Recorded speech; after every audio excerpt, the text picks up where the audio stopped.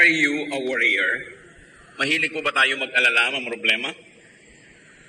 Do you worry sometimes that you are not worried? May mga ganong tao. What do you worry about? Ang pag-aaral natin isang dapat paulit-ulitin dahil patuloy na nalilimutan kumisang i-apply ng buong buo. For the nth time, do not worry. Salamat, Ama, dahil maaari kaming mapayapa, mapanatag, dahil kayo ang aming Diyos.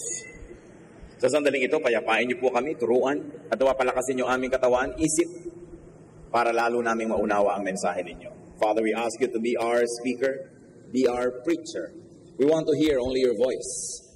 Use your servant only as your instrument.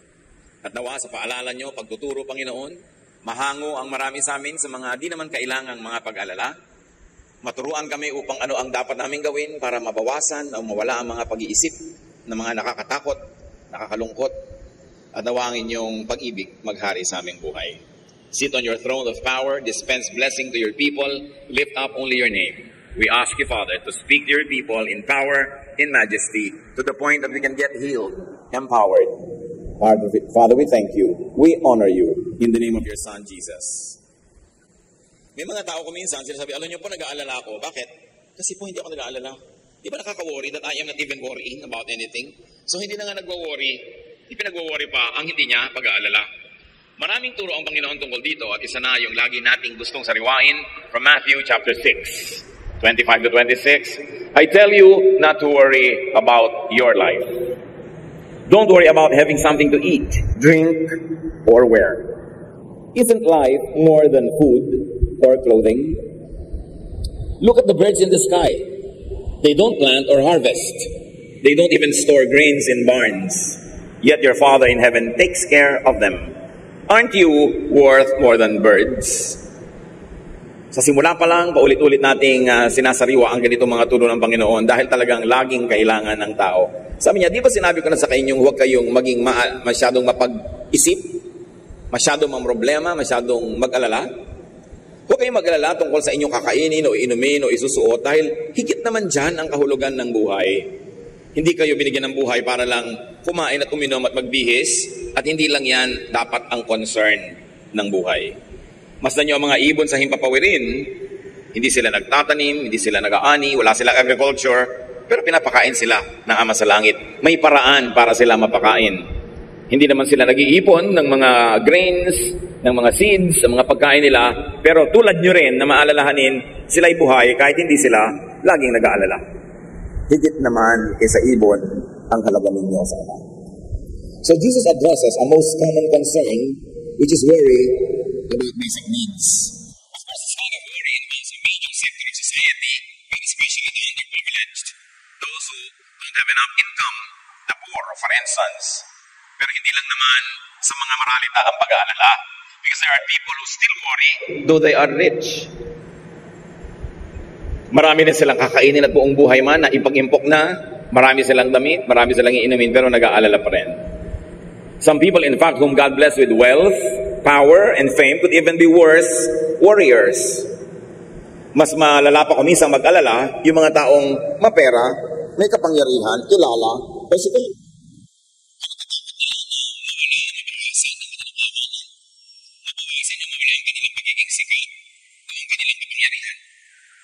Samantalang pinanganak naman sila, hindi naman nila laging hawak na yung mga katangian at kalakasan na yon.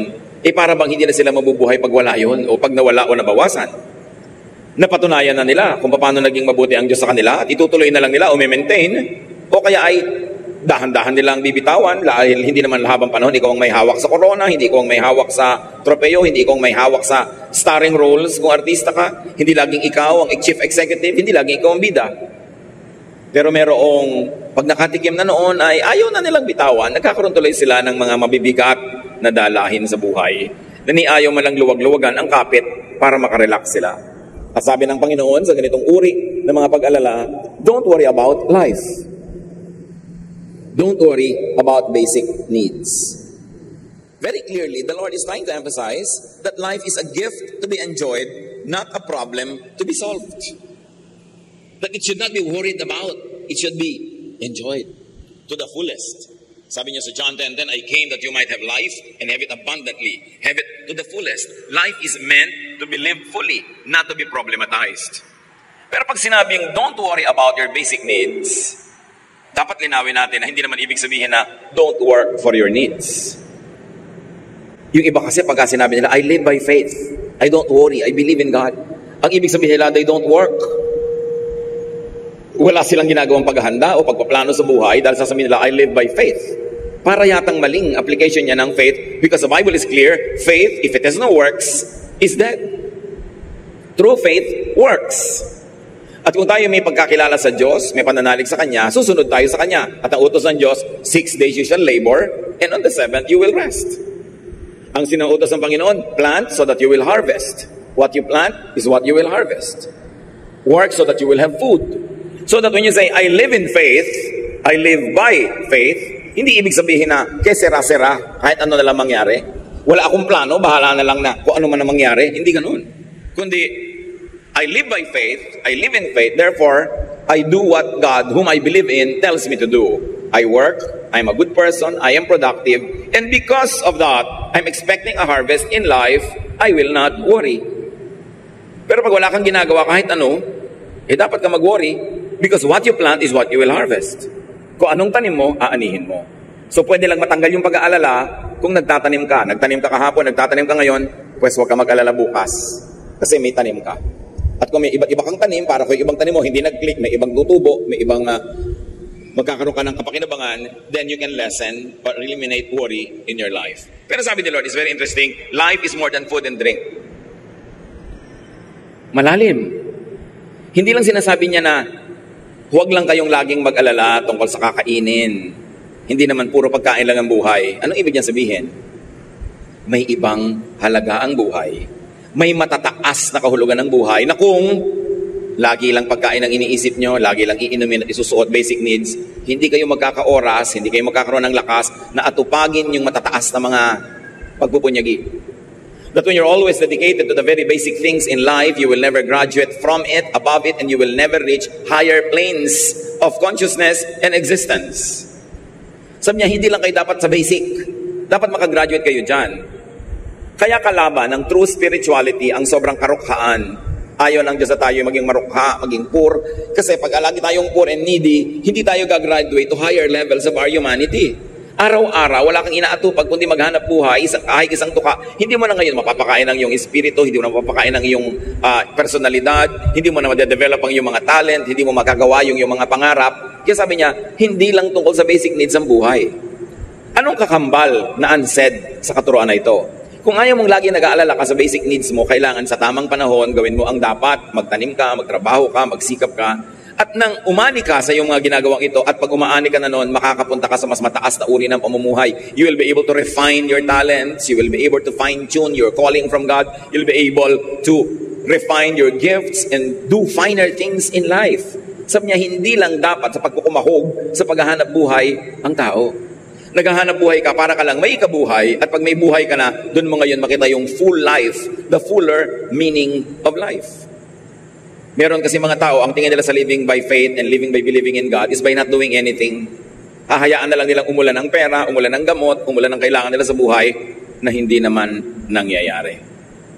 So you want to worry less, especially later in your life, do what is right habang may panahon.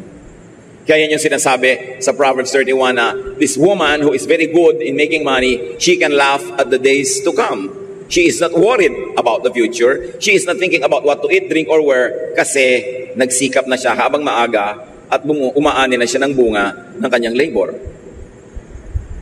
So do not worry, primarily because the giving of provisions is God's role. Hindi main concern ng tao kung paano siya tatanggap ng pagpapala. The role and concern of people is to obey God. And when you obey God, you are placed in the center of God's blessings, then you don't have to worry about such things. And of course, one of the meanings of obeying God is to work on time and to work enough. So be more concerned about obeying God, especially in being productive, then you don't have to worry about the basic things. Now, you worry if you are not obeying God. Yun ang dapat ipag-alala. At lalo na sa pag hindi mo pagsunod sa Diyos, sa tahasang pagsuway sa Kanya, ay parang umaasenso ka pa, gumaganda ang mga pangyayari, mas mag-worry ka. Kasi hindi ganun ang ipinahayag ng Panginoon na katotohanan. So may balik, may ganti, may ani pag gumagawa tayo ng mali. Matthew 6:27-30. Dagdag pa ng Panginoong Jesus tungkol sa pag-alala, can worry make you live longer? Why worry about clothes? Look how the wildflowers grow. They don't work hard to make their clothes. But I tell you that Solomon, with all his wealth, wasn't as well clothed as one of them. God gives such beauty to everything that grows in the fields, even though it is here today and thrown into a fire tomorrow. He will surely do even more for you. Why do you have such little faith? Maraming kausap ang Panginoon nung itinuturo niya ito. At sinasabi niya, mapapahaba ba naman ang buhay niyo ng inyong mga pag-aalala? Bakit sobra kayong lagi na lang nag-iisip tungkol sa isusuot? Tingnan niyo pati ang mga damo, ang mga bulaklak, sa parang hindi sila nag-iisip ng ganyang mga bagay, pero binibihisa sila ng Diyos ng magagandang mga kulay, magandang mga texture, na kahit sa kayamanan ni Solomon, hindi siya nakapagbihis, higit sa ganda ng mga bulaklak sa parang. Kung ang mga damo ay binibihisa ng Panginoon ng maganda, samantalang buhay sila ngayon, bukas hindi na sila buhay, kayo pa kaya ng mga tao na mahalaga sa Diyos? So niya, bakit kakatuting ang inyong pananalig? Bakit kayo liliit ng inyong pananampalataya? Here Jesus says the truth about what he has been saying. It is useless to worry. May historical context ang sinasabi na ito ng Panginoon sa pag-aalala sa damit. Kasi nung araw sobrang maraming mahirap. At ang lingid sa kalaman ng maraming tao noong unang panahon walang maisuot na damit. Mayayaman lang ang may damit. Yung mga hindi mayayaman, halos gapak-gapak na sira-sira na yung mga damit nila. Sa katunayan, nung minsan ang inyong lingkod dumalaw sa ating mga missions sa Mindanao, may mga katutubong mamanwa na dinalaw tayo. Nung dumating ako, nagtago lahat. Alam niyo kung bakit sila nagtago, ayaw humarap?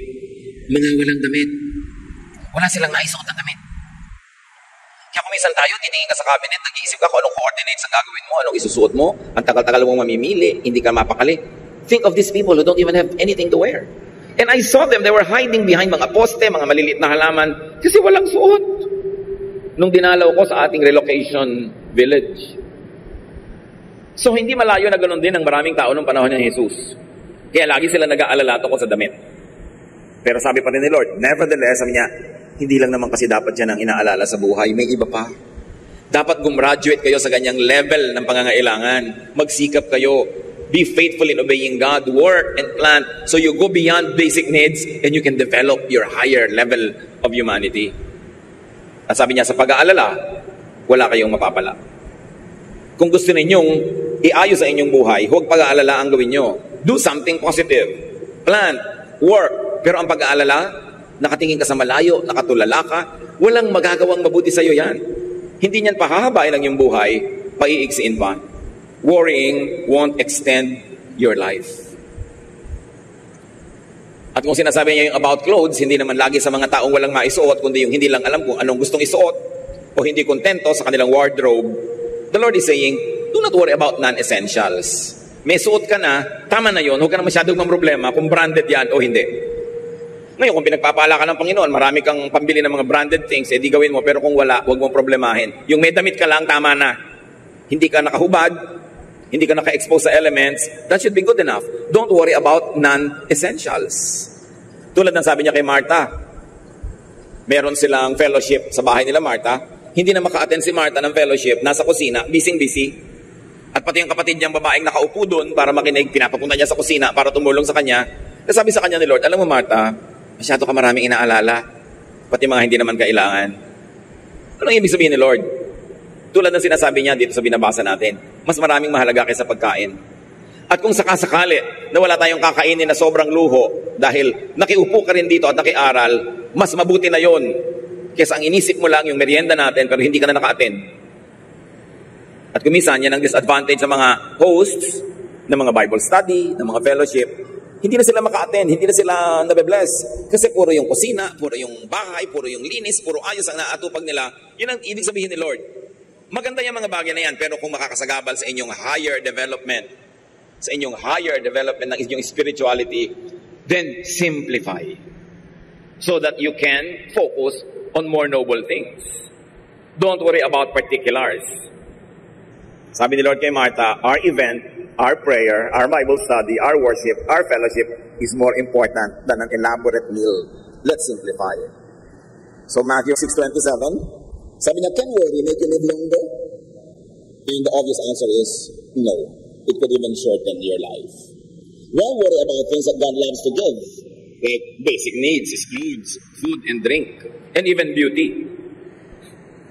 Sabi niya, God is God of beauty. Hindi lang siya lumilikha ng damo, ginagandahan pa niya yung mga kulay, pinapaganda niya lahat ng nililikha niya.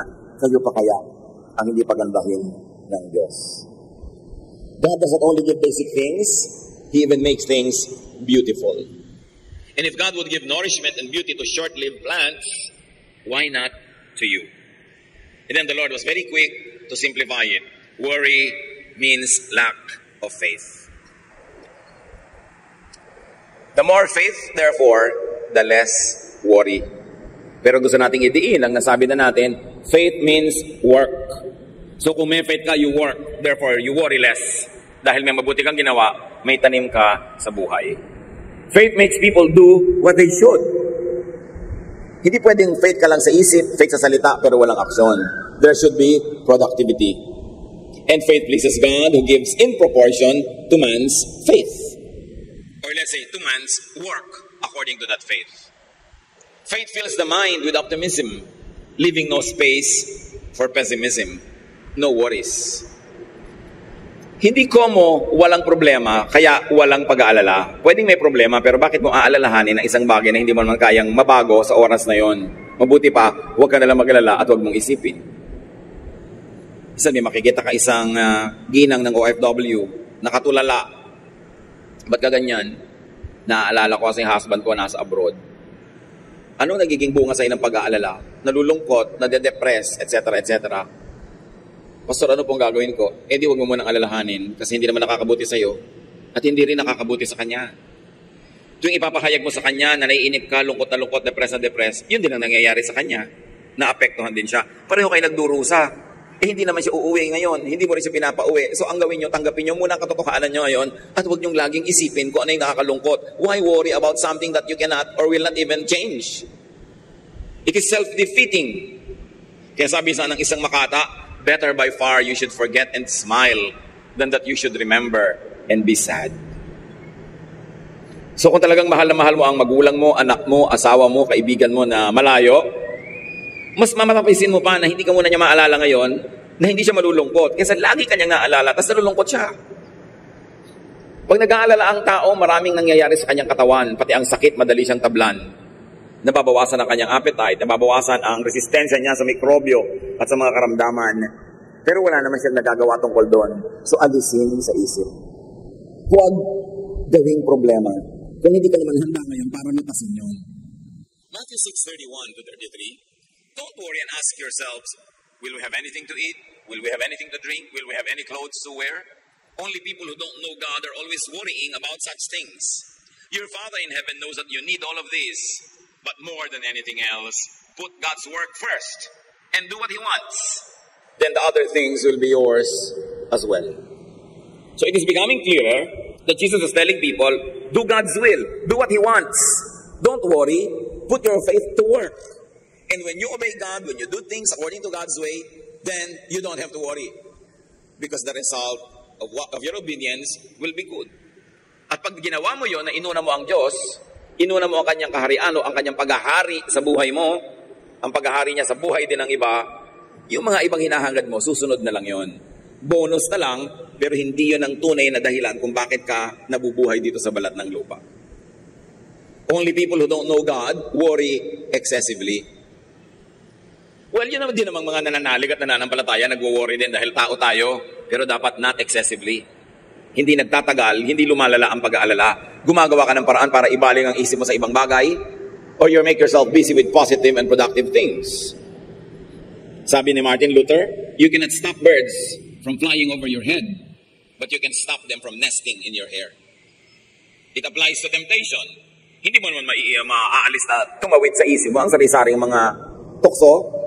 Hindi mo yun napipigil, pero mapipigil mo namang magpugad sa puso mo yung tukso at mangyari na tulad ginawa mo na. Ganon din sa pag-aalala, sumasagi sa isip natin ang mga alalahanin, pero ang mga nananalig sa Diyos, itinataboy agad yon, pinapalitan ng pananalig, at gumagawa ng dapat gawin para yung kinatatakutan ay huwag matupad. May action lagi. Jesus could be teaching people not only not to worry, but also not to be consumed by worry. So they could focus on more profound, higher concerns. Siyempre, pag lagi kang nakatali sa pag-aalala, mauubos yung iyong energy. Wala ka na ibang magandang magagawa sa buhay. Kaya sabi ni Lord, seek first the kingdom of heaven.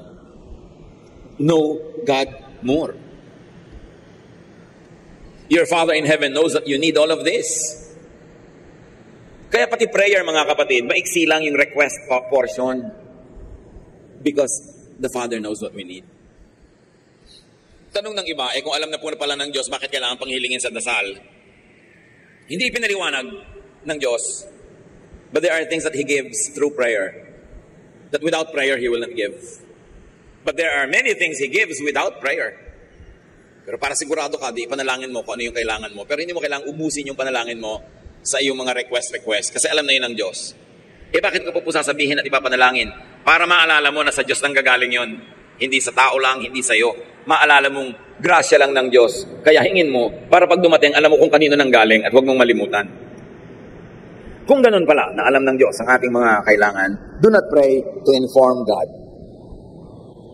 Do not think that God is unaware of your needs. Diyos ko, nasa ospital po ngayon ang nanay ko. Sabi ng Diyos, alam ko. Ooperahan po siya bukas, mas alam ko. Kailangan po niya na alam ko. Yung alam na ng Diyos, ba't mo sinasabi? So ano ba talagang kailangan mo? Ilingin mo na lang yon. But do not pray to inform God. Minsan yung mga leader ng mga group prayer, lalo public, yung prayer nila, ang kausap na tao Lord, alam mo po ang pangangailangan ng aming iglesia, pero actually, nagpaparinig lang sa members. No?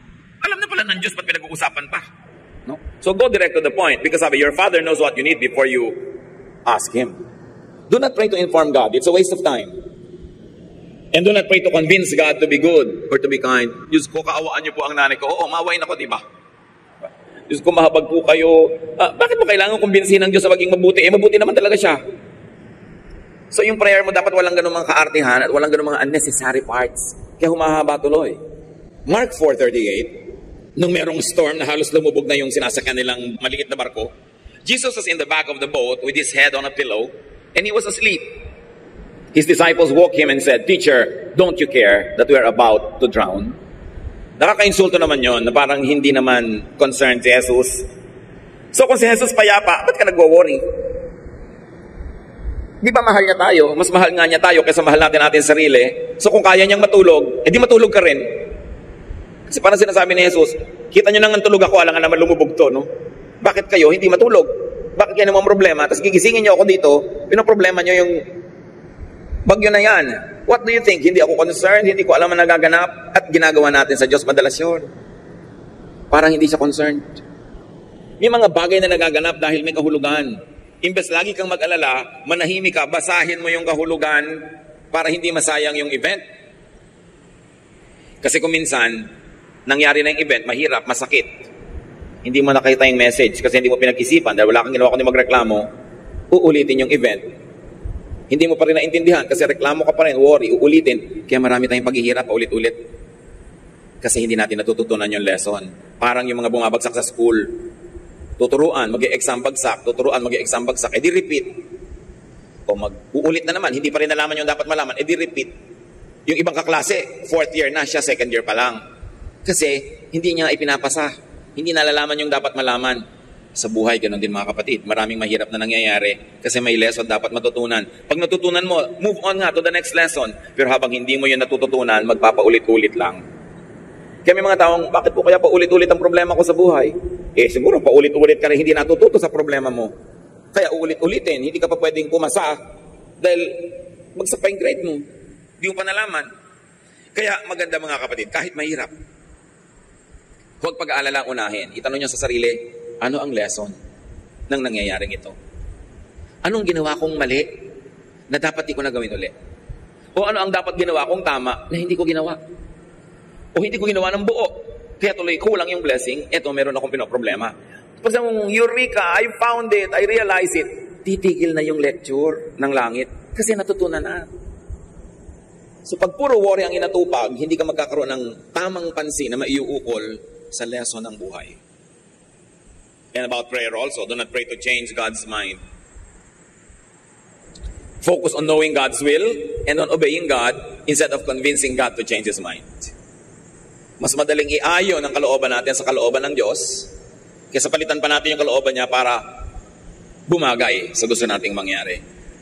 Sa patuloy ng Panginoon, Matthew 6:34, don't worry about tomorrow. It will take care of itself. You have enough to worry about today. Gaano sa atin karami ang tatamaan ng turong ito? Don't worry about tomorrow. It will take care of itself.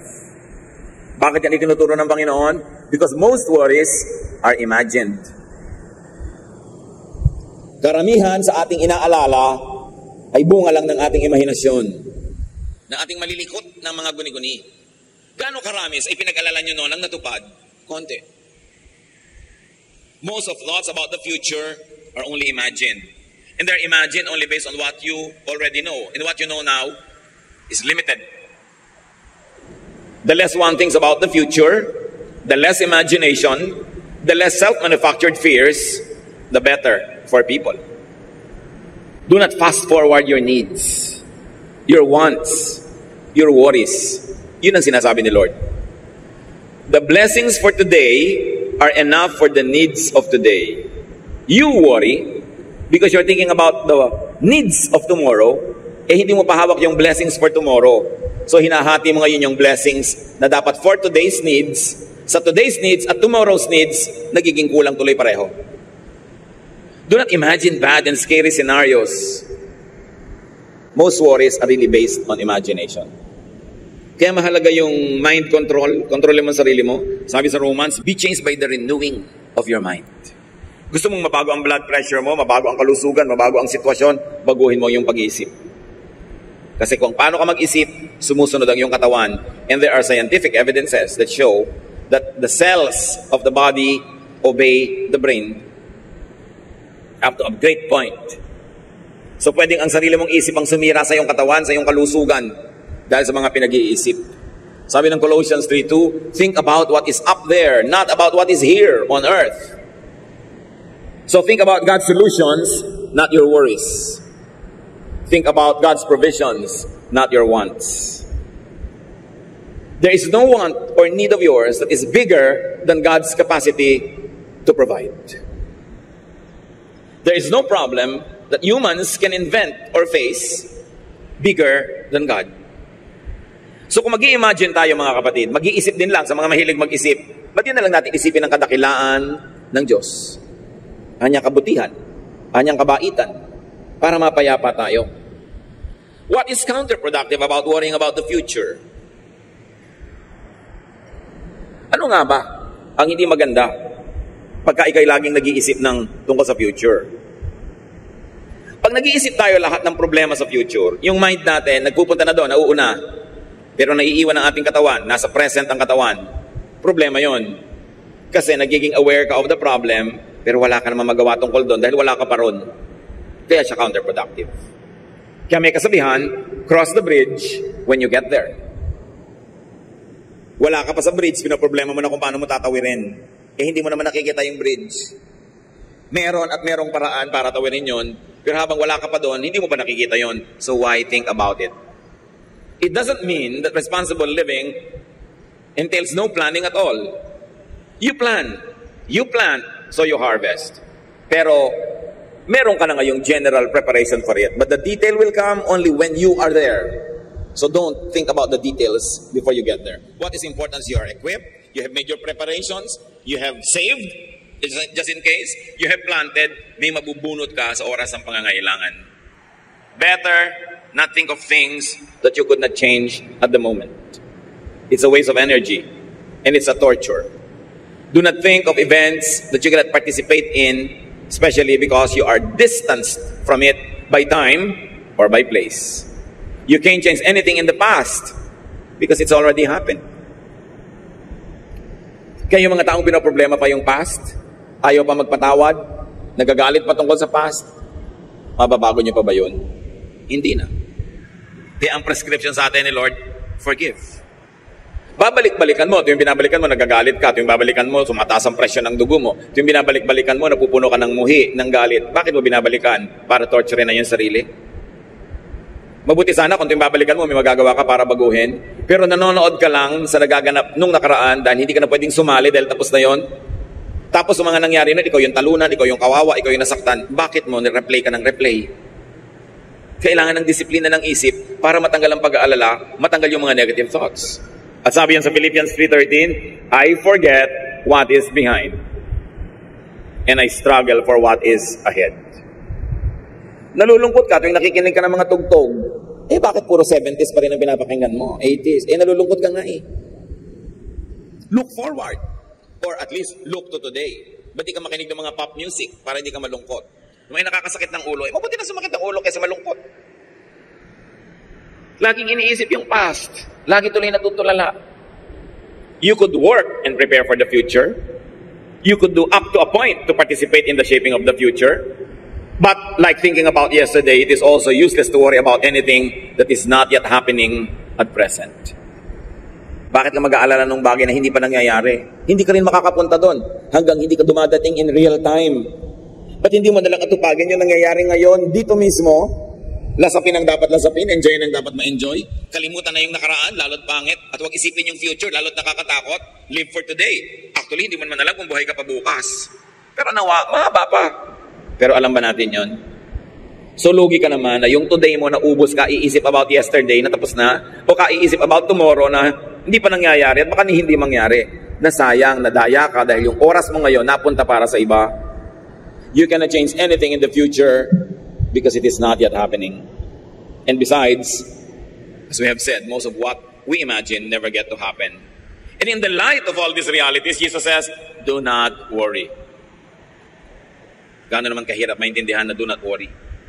Huwag mo na lang isipin. Do what you could, but do not worry about what you couldn't. After all, life takes care of life. Life finds a way.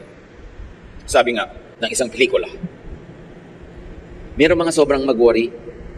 Parang sa palagay nila hindi naaandar yung bahay nila pag wala sila ron. May mga nanay na aalis ka, may business trip o may bakasyon pero walang ginawa kundi nag-worry pa tungkol sa nangyayari sa bahay nila. Meron nag-worry kung ano nangyayari sa kanyang negosyo pag wala siya pero wala naman siyang magawa dahil wala naman talaga siya. Yung bakasyon niya tuloy hindi niya na-enjoy. Yung ginawa niya hindi niya nagawa. Dahil hati siya, nandun siya sa kanyang tunay na kalagayan at nandun siya sa gusto niyang puntahan na wala naman talaga siya doon in reality. But they're always worrying. Sino sa inyo ang nakapag-participate na sa pagpapaandar ng bansang Russia? Napakatandang bansa yan. Wala naman ni isa sa atin. Sino sa atin ang nagtatag ng Estados Unidos? Sino sa atin ang nagpapaandar, halimbawa, ng mga airport ng Amerika? Wala sa atin. Pero hindi nyo ba napansin? Umaandar din sila lahat. Kahit hindi tayo kasali. So pati mga buhay ng mga mahal natin, mga kumpanya natin, mga kakilala, aandar din yun. Huwag kayong mag-alala. Huwag kayong laging sumali. Baka nga nakakasakal na tayo sa sobrang natin pagsali at pag-aalala. Dapat nating pagtiwalaan ng kapwa natin na may ibang paraan ng paggawa ng isang bagay, hindi lang yung paraan natin, na pag hindi na natin paraan ng umiral, mali na lahat. Dahil umaandar ang lahat ng sistema sa mundo kahit wala kayo doon.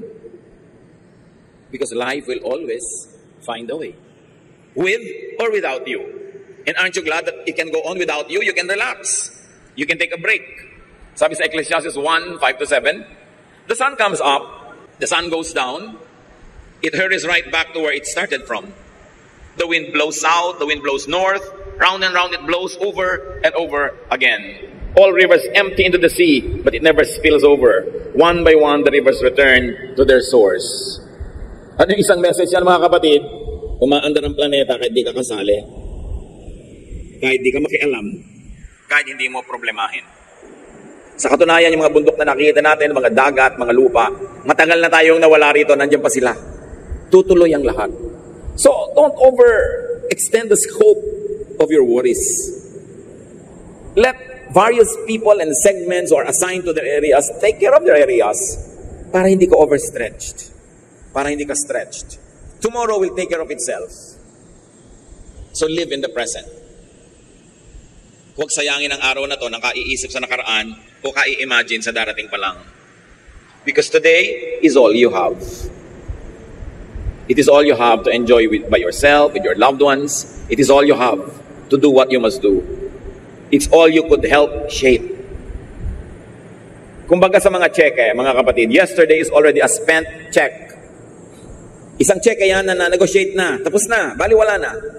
Tomorrow is just a post-dated check. Hindi mo alam kung makakash mo or not. Only today, this minute, is your cold cash. Don't squander it by thinking about the past or the future. Do not waste now moments on tomorrow moments. Sabi ni Lord, today's blessing is enough for today. Let tomorrow worry about itself.